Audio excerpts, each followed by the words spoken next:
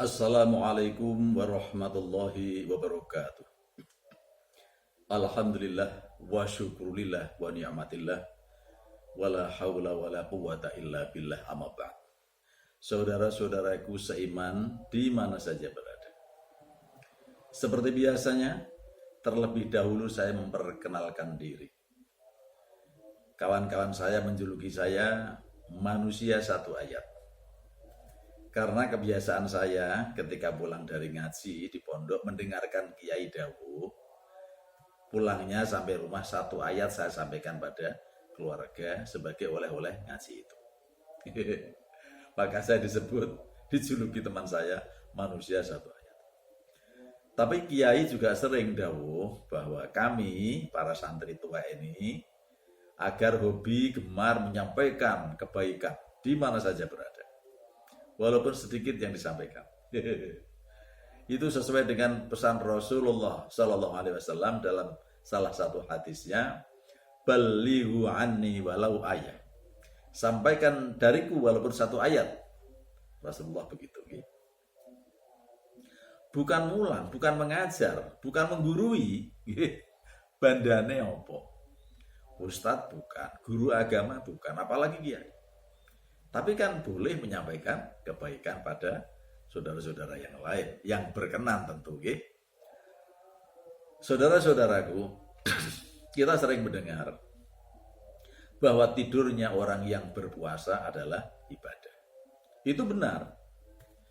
Karena Rasulullah pernah dawuh dalam salah satu hadisnya, demikian hadisnya. Naumus shaimi ibadatun.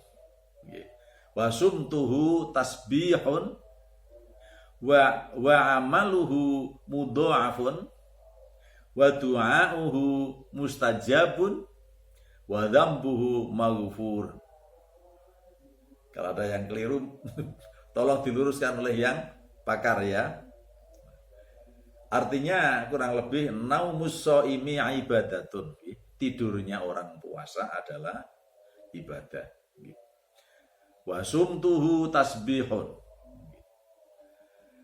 Diamnya orang yang berpuasa adalah tasbih. Tasbih itu kan membaca subhanallah, itu kan berpahala itu.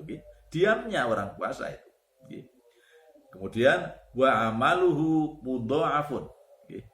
Amal ibadah orang yang berpuasa dilipat gandakan. Itu jelas. Nas Al-Qur'an juga jelas. Hadis-hadis banyak. Wa du'a'uhu mustajabun. Doanya dikabulkan. Doanya orang berpuasa itu. Kemudian wa dzambuhu maghfurun, dan dosanya diampuni. Hebat orang yang berpuasa itu. Ya tentu saja yang puasanya benar.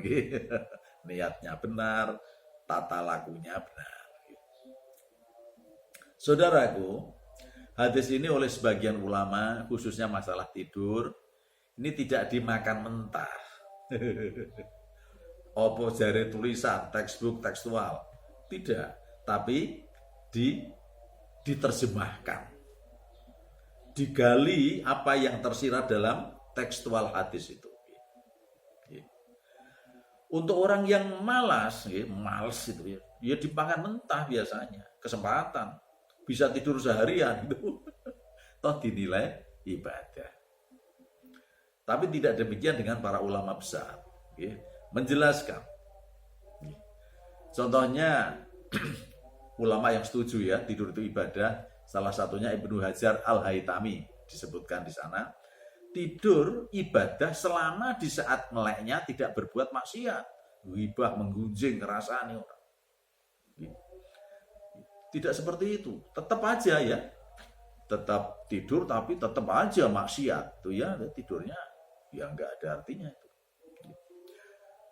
Setuju kalau tidurnya itu hanya untuk menghimpun kekuatan sehingga segar saat ibadah puasa dan bersemangat. Oleh karena itu tidurnya tidak berlebihan, secukupnya. Ada niat untuk menghindari maksiat itu dan menghimpun kekuatan. Itu tidur yang berniat ibadah yang seperti itu. kan saat tidur itu otomatis terhindar dari perbuatan maksiat. Wong tidur, gitu. Kemudian ulama besar yang pernah kita dengar, Imam Al-Ghazali, di sana menyampaikan sebagian dari tata krama puasa.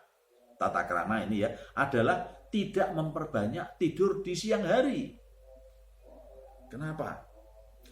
Kalau tidak banyak, itu masih merasakan lapar dan haus, gitu. Kemudian merasakan lemahnya kekuatan karena lapar dan haus itu. Dengan demikian hatinya akan jadi jernih dan rendah hati.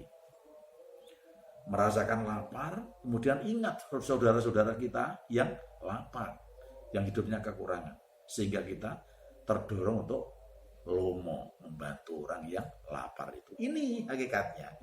Nah, tidur seharian yo gak pernah lapar, gak pernah haus. Hakikat puasa gak diperoleh. Seperti itu maksudnya. Jadi yang tidak boleh berlebihan. Karena itu nanti akan tidak merasakan lapar dan dahaga. Justru tujuan puasa supaya lapar dan dahaga, sehingga kita ingat pada saudara kita yang lapar dan membantu. Itu tujuannya. Kesimpulannya apa? Ya, tidur ibadah jika tidurnya itu tidak berlebihan, kemudian di situ hanya untuk menyusun kekuatan, sekedar ya supaya segar, puasa juga bersemangat, ibadah yang lain tarawih tadarus semangat. Itu satu. Yang kedua, kemudian sebentar-sebentar tidurnya supaya kita tetap merasakan lapar. Dan kemudian supaya ada niatan supaya tidak terhindar dari maksiat dengan tidur itu. Ini yang benar. Jadi oleh karena itu kita sekarang paham tidur tidak berlebihan. Nanti kalau kita berlebihan menjadi melanggar tata krama puasa itu sendiri, kata Imam Ghazali. Sehingga karena tidak merasakan apa. Mudah-mudahan manfaat untuk kita semua, menambah wawasan untuk kita. Wallahul muwaffiq ila aqwamit thoriq. Wassalamualaikum warahmatullahi wabarakatuh.